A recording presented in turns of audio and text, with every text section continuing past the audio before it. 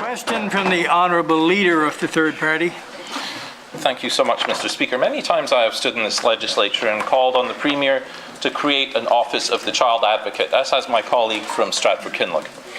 Yet each time it was mentioned, the Premier informed the House that he was confident that Prince Edward Island does not need a child advocate. This in spite of the recommendations of the Campbell-Hennessy inquest jury, the Advisory Council on the Status of Women, both opposition parties, and the collective wisdom of every other province in Canada, with the exception now, of course, of Doug Ford's Ontario.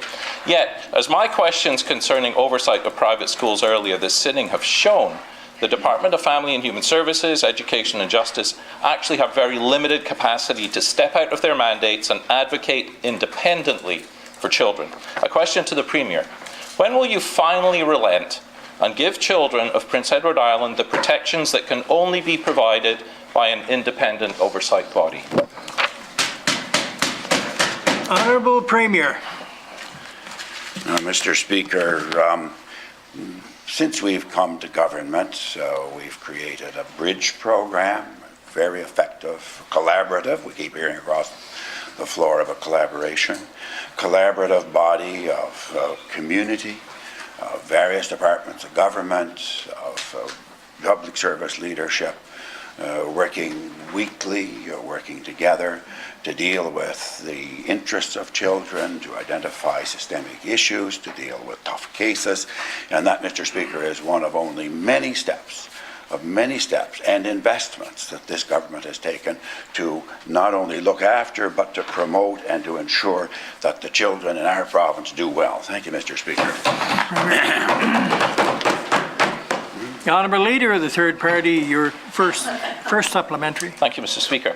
Previously, the Premier has said, and I quote, "first things first," when asked about a child advocate. Yet here we are in a uniquely blessed situation with a $75 million surprise surplus and a government apparently not unafraid to spend taxpayers' dollars. Surely some of that money the province could invest in a child advocate. Again to the Premier, wouldn't this be the perfect time to bring forward a child advocate? Honourable Premier.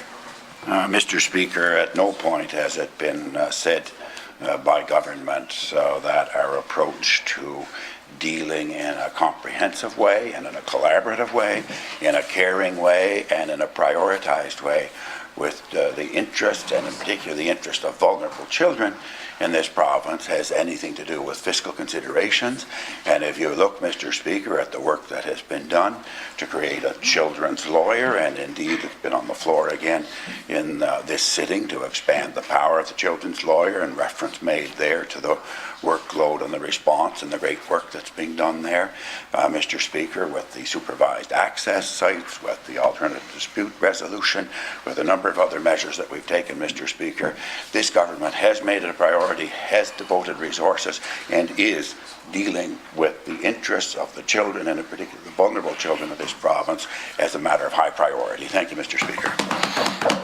The Honourable Leader of the Third Party, your second supplementary. Thank you, Mr. Speaker. Well, actually, the government tabled a document which suggested that the cost of a child advocate office would be more than the combined cost of the Auditor General's office, the Conflict of Interest office, and a number of others, more than the combined cost of them. So actually, you have put forward an argument that this is an economic barrier. So once again to the Premier, is your refusal to establish an office of the child advocate here on Prince Edward Island the result of fiscal constraint, or your continued aversion to independent oversight? Honourable Premier. Mr. Speaker, what I've just said in response to the previous question, and have said on many occasions, is that we believe that the public servants who have the jobs, plural, and who are making the collaborative effort to protect the interests, to serve the interests, to be dealing with the tough cases, to be dealing with systemic issues that affect children and that affect vulnerable children in our province, are doing a great job, have got the resources, and indeed, Mr. Speaker, when you look at what's been done over a period now approaching 4 years, this has been a priority, and the work is getting done, Mr. Speaker. Thank you. Thank you, Premier.